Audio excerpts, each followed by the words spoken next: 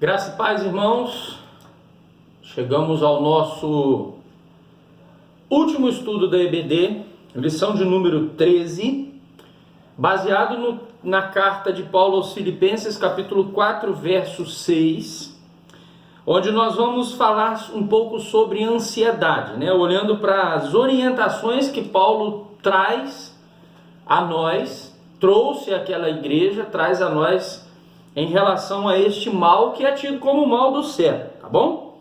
O texto diz assim, de Filipenses 4, o versículo 6: Não andeis ansiosos por coisa alguma, pelo contrário, sejam os vossos pedidos plenamente conhecidos diante de Deus, por meio de oração e súplica com ações de graças. Queridos, a ansiedade, ela tem sido uma das maiores causas de depressão, tá? Muitas pessoas adquirem, contraem a depressão e entram num quadro depressivo devido à ansiedade, Isso devido à preocupação com situações que vão provocar na vida dessa pessoa medo, emoções que não andam muito bem, negócios que não andam muito de acordo, problemas em relação à família, em relação ao trabalho. Então todas essas questões provocam e levam as pessoas a ter e adquirirem uma síndrome de ansiedade, E ela é uma das razões para que as pessoas desenvolvam essas doenças psicossomáticas. Ou seja, as doenças psicossomáticas, elas iniciam na cabeça, no psique, na mente, e estende pelo corpo, Então, devido a isso, muitas pessoas enchem os hospitais em relação a esse tipo de problema que é proveniente da crise de ansiedade. Na Bíblia a gente vai ver várias pessoas que foram acometidos dessa enfermidade, E sofrem isso e sofreram por causa disso. Davi foi um exemplo de pessoa que conviveu com esse problema, É muito comum as pessoas reagirem em relação à ansiedade com preocupação. E aí eu vou definir um pouco isso aqui. A preocupação na dose certa, ela é boa.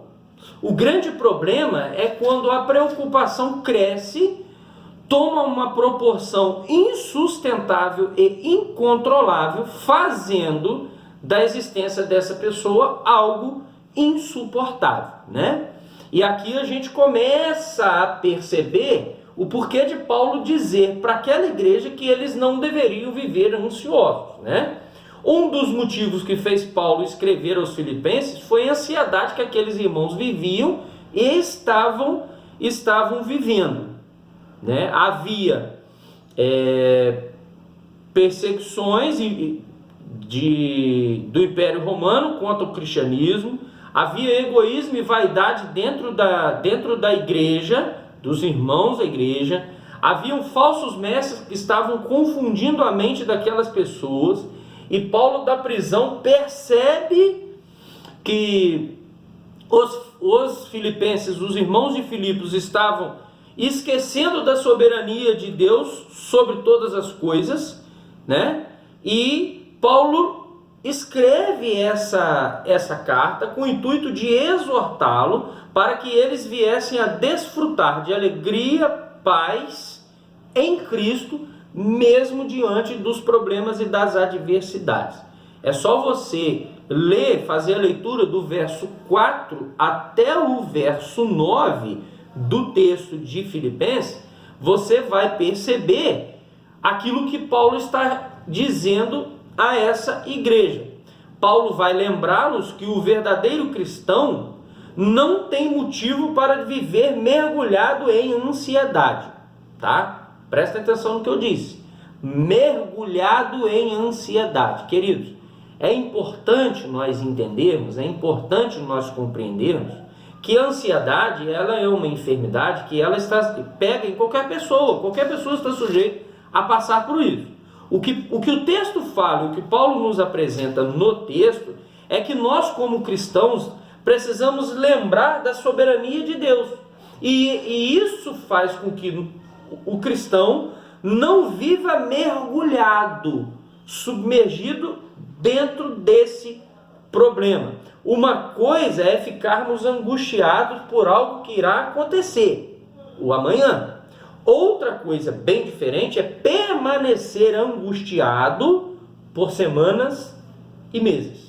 Segundo o próprio apóstolo Paulo, uma vida de oração pode curar-nos da ansiedade, caso ela esteja no seu estágio inicial. Então é importante compreender isso. É importante nós entendermos o contexto pelo qual Paulo escreve a essa igreja e serve de ensinamento para todos nós em relação ao mal do século, que é a ansiedade, né?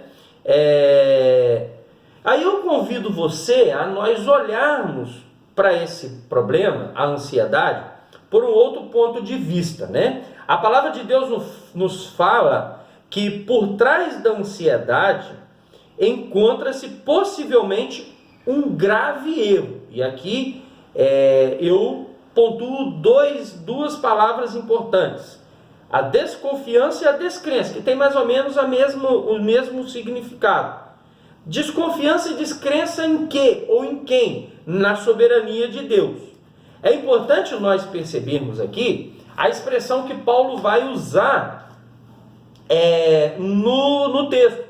Possivelmente, ou seja, pode existir ansiedade que não decorra dessa falha. Ou seja, qual falha? Da incredulidade, da descrença, da desconfiança. Tá? Pode existir. Então, ser um cristão, ser um crente, não nos blinda contra a incredulidade. Tá? Não nos blinda contra a incredulidade. Quantas vezes deixamos Deus de lado, só fazendo uma ilustração em relação a isso, deixamos Deus de lado na busca da solução de um problema, agindo até como que se ele não existisse. Vamos vivendo a nossa vida sem consultá-lo em oração. É um sintoma, um princípio de incredulidade, em que eu toco a minha vida da maneira que eu bem entendo, tomo as decisões que eu mesmo entendo que preciso tomar, sem consultar a Deus. Então isso é verdadeiramente um sintoma em relação à ansiedade, né? Desconsiderando a bondade e o poder de Deus no meio da tribulação, nos torna incrédulos, né? Então, quando eu vivo um período de tribulação, como temos vivido agora, e eu desconsidero a soberania de Deus, o poder de Deus, a ação divina, é um sintoma de incredulidade.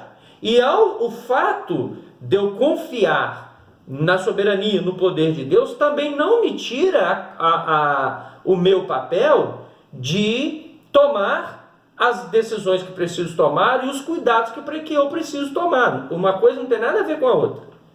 Nós precisamos nos cuidar, nos resguardar até que isso passe, mas nós também precisamos confiar na soberania e no poder de Deus. E aí, irmãos, deixa eu pontuar algo bem importante. Confiar em Deus não é colocar Deus à prova. Não é dizer, eu confio em Deus, eu estou blindado por Deus, nada de mal vai me acontecer. Mentira, isso é errado, isso é antibíblico. Nós não podemos agir, nós precisamos confiar. Então a ansiedade mantida, cultivada por muito tempo, é sinal de que em algum momento a pessoa deixou de crer naquilo que aprendeu a respeito do poder e da bondade de Deus. É importante olharmos para a ansiedade por esse ponto de vista.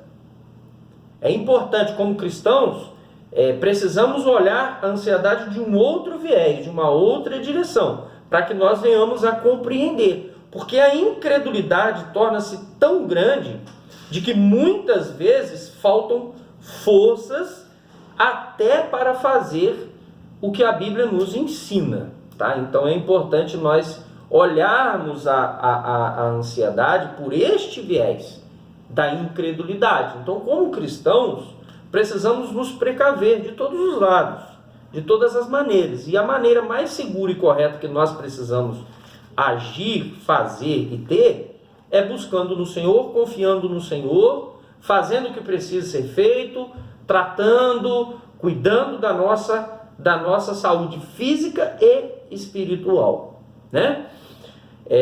Precisamos apresentar a Deus em oração diariamente os motivos que nos trazem a ansiedade. Deixa eu te chamar, você que é ansioso, você tem apresentado a Deus todos os dias, incessantemente, os seus pedidos de oração, os motivos de oração, tudo que te preocupa, tudo que te consome.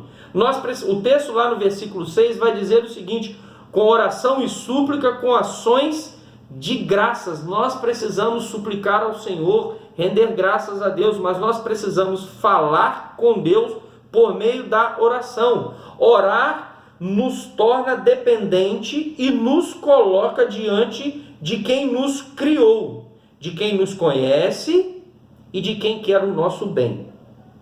Então, orar significa isso. Nós oramos não para que as coisas se tornem conhecidas para Deus, porque Ele tudo sabe, porque Ele tudo vê. Nós oramos para nos tornarmos cada vez mais conscientes dos nossos problemas. É diante de Deus que devemos colocar as nossas vidas, os nossos problemas, em forma de petições, em forma de oração. Então eu oro para que o meu problema seja conhecido e lembrado diante de mim, não diante de Deus. Então é isso que é importante. Essa é a melhor providência que podemos tomar para que a ansiedade não nos consuma, ou seja, para que ela não nos devore. Devemos reconhecer, contudo, que não se trata de uma tarefa simples e nem comum. Então eu estou deixando claro aqui, e o texto e quem vive esse mal, quem vive esse problema, sabe do que eu estou dizendo. A orientação bíblica é que haja dessa maneira, mas não tem ninguém aqui dizendo que isso será fácil. Não tem ninguém aqui dizendo que isso será comum, que isso será normal, que isso será a coisa, um estalo de dedo, como uma mágica, isso irá acontecer. Não, é algo rotineiro. A própria ciência já reconhece que a oração, ela ajuda no tratamento, tá? Então é importante nós entendermos isso. E o texto vai falar de orações de súplicas e ações de graças. Queridos, quando orar, lembre-se de pedir, mas também lembre de agradecer e lembre de reconhecer a grandeza de Deus. É interessante que tudo aquilo que precisamos nos momentos de angústia é de paz. Quando a pessoa está muito angustiada, está muito atribulada, está vivendo um período muito complicado da sua vida, o que mais ele procura é paz. O Senhor disse que Ele deixaria a paz dele conosco. No Senhor nós encontramos paz. Paz que nos ajuda a manter a mente equilibrada, tranquila, para pensar com sabedoria, com calma, com tranquilidade no coração, na certeza de que tudo ficará bem. Deixa eu dizer para você, talvez você esteja vivendo um tempo que parece que não há paz. Então eu convido você, no Senhor, você encontra paz. Só em Cristo você poderá encontrar paz em meio às tempestades. Em Cristo você vai encontrar paz em meio às tribulações. É isso que Paulo está nos orientando. É isso que Paulo está dizendo. É possível sim encontrar paz, alegria em meio às tempestades. Em Cristo. Querido, por que é possível isso? Por que isso é importante? Por que nós frisamos e nós dizemos isso? Porque a nossa alegria e a nossa paz não se fundamenta nas circunstâncias, se fundamenta em Cristo. Ele é o sentido de tudo para nós. Vamos finalizar. Não podemos e nem devemos viver como que se os problemas não existissem. Certo? Então, eu não posso viver como que se os problemas não existissem. Eles existem. E ao existir, nós precisamos encará-los como? De frente. Eu não posso fugir. Eu tenho que encarar. Eu lembro do episódio em que Davi derrota Golias. Davi enfrentou o problema. Os soldados, os seus companheiros, Saul, fugiu do problema. Então os problemas vêm, eu preciso encará-lo, encarar a realidade. Eu vou encará-lo de frente, porque eu tenho um Deus que está diante de mim. Eu tenho um Deus que é comigo em todo o tempo. Se veio, eu devo encarar. O grande desafio está em fazermos isso. O grande desafio da vida humana é nós encararmos os problemas com maior naturalidade, tá? Na certeza de que Deus é por nós. Então, meu querido, quando o problema vier, quando a luta vier, não fuja, encare. Saiba que você tem um Deus que zela, você tem um Deus que passa com você pelos momentos de adversidade. Eu quero pontuar algumas perguntas com você aqui para a nossa reflexão. O que tem te impedido de orar? São os problemas, as atividades do dia a dia, o desânimo? O que é que tem te impedido de orar? O que tem te impedido de confiar em Deus? Pense. O que tem te impedido de agradecer a Deus por tudo? As respostas para essas perguntas pode parecer simples, mas elas nos ajudam a entender onde eu preciso melhorar e aonde Deus precisa ter espaço para agir na minha vida. Querido, que Deus abençoe sua vida, que Deus abençoe a sua casa, a sua família e o seu lar. Nós finalizamos o estudo sobre tratamento bíblico para ansiedade e depressão.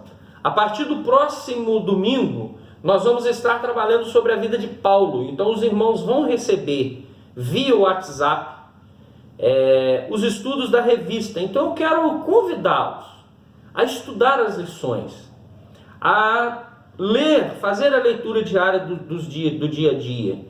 E eu vou estar gravando as aulas. Mas os irmãos não deixem de participar, não deixem de ir fazer os estudos. Os irmãos vão receber, tá? Os estudos, e aí podem abrir no seu celular e fazer os estudos normalmente em casa. Que Deus nos abençoe, que Deus abençoe você, que Deus abençoe sua família. Vamos orar. Santo Deus, Pai eterno, obrigado, Pai, porque o Senhor tem nos abençoado rica e poderosamente. Louvamos o teu nome, porque tu és Deus, porque tu és soberano, e nós nos rendemos ao Senhor. Agradecidos estamos e reconhecemos a soberania do Senhor. Pai, retire de nós todo sentimento de ansiedade, tudo aquilo que porventura possa tirar de nós o desejo de te servir, o prazer de te servir e o privilégio de te servir. Louvado seja o Senhor, no nome de Jesus. Amém.